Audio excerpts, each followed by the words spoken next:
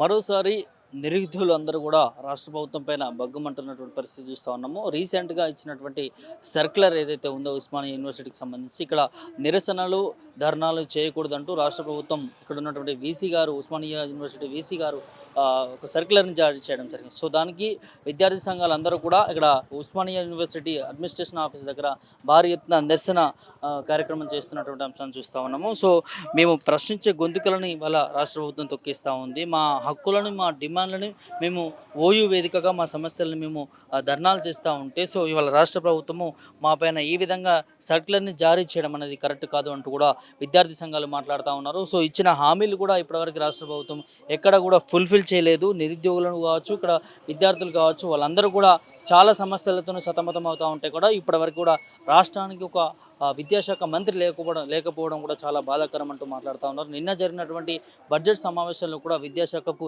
చాలా తక్కువ నిధులు కేటాయించడం, ఎప్పుడైతే అసెంబ్లీ ఎన్నికల ముందు ముఖ్యమంత్రి కావచ్చు కాంగ్రెస్ పార్టీ హామీ ఇచ్చింది 15% కంటే ఎక్కువగా ఇస్తామంటూ కూడా చెప్పడం జరిగింది. కానీ ఈ బడ్జెట్ సమావేశంలో కూడా మరి ఎక్కువ నిధులు కేటాయించకపోవడం, విద్యా వ్యవస్థలో చాలా సమస్యలు ఉన్నాయి, చాలా ఇబ్బందులు ఎదుర్కొంటున్నారు. కానీ రాష్ట్ర ప్రభుత్వం ఇప్పటి వరకు కూడా వాటిపైన ఎలాంటి చర్యలు తీసుకోలేదు. విద్యా వ్యవస్థ విషయంలో ఈ రాష్ట్ర సర్కార్ ఫెయిల్ అయిందంటూ కూడా విద్యార్థి నాయకులు మాట్లాడుతూ ఉన్నారు. ఒక్కసారి చూడొచ్చు, ఇక్కడ భారీ ఎత్తున ఉస్మానియా యూనివర్సిటీకి సంబంధించి అడ్మినిస్ట్రేషన్ ఆఫీస్ వద్ద భారీ ఎత్తున విద్యార్థి సంఘాలు నిరసన తెలుపుతున్నటువంటి అంశాన్ని చూస్తూ ఉన్నాము.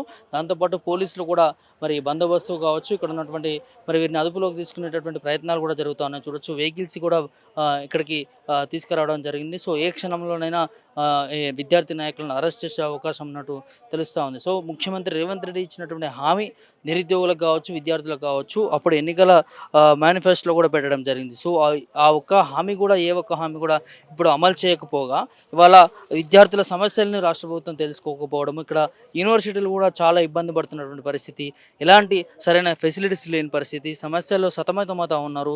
చాలా రోజుల నుంచి కూడా ధర్నాలు చేస్తూ ఉన్నారు యూనివర్సిటీలకు సంబంధించి.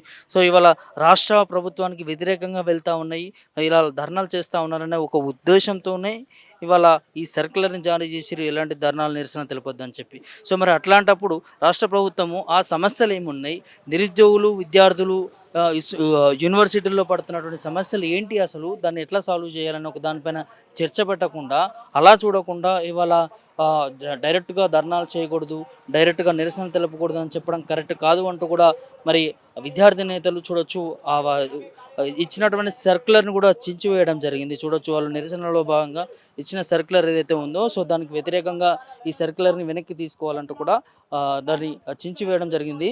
సో ఖచ్చితంగా వెనక్కి తీసుకోవాలి, వెనక్కి తీసుకోకపోతే రాష్ట్ర ప్రభుత్వం పైన మేము ఇంకా ఒత్తిడి తీసుకొస్తాము. మా ధర్నాలు మా నిరసనలు అనేటివి ఎక్కడ కూడా ఆగవు. నిరుద్యోగుల సమస్యలు కావచ్చు, విద్యార్థుల సమస్యలు కావచ్చు, వాళ్ళందరి కోసం విద్యార్థి సంఘాలు మేమందరం కూడా కొట్లాడతాం. ఇక్కడ బీఆర్ఎస్యూ అయితేనేమి, పీడిఎస్యూ అయితేనేమి, ఏఎస్ఎఫ్ అయితేనేమి, ఇట్లా విద్యార్థి సంఘాలు చాలా ఉన్నాయి. సో అలాంటి విద్యార్థి సంఘాలను మేము ప్రశ్నిస్తూనే ఉంటాము. ఇలాంటి సర్క్యులర్ని జారీ చేయడం కరెక్ట్ కాదు. మా నిరుద్యోగ విద్యార్థుల వాళ్ళ గొంతులు నొక్కేయడమే ఈ సర్క్యులర్ అంటూ కూడా వాళ్ళు చెప్తా ఉన్నారు. రాష్ట్ర ప్రభుత్వం కావాలనుకుంటే సమస్యలు లేకుండా చేయాలి, మాతో అధ్యయనం చేయాలి, ఎలాంటి సమస్యలు ఇవాళ విద్యార్థులు ఎదుర్కొంటున్న వాటిపైన దృష్టి పెట్టాలి.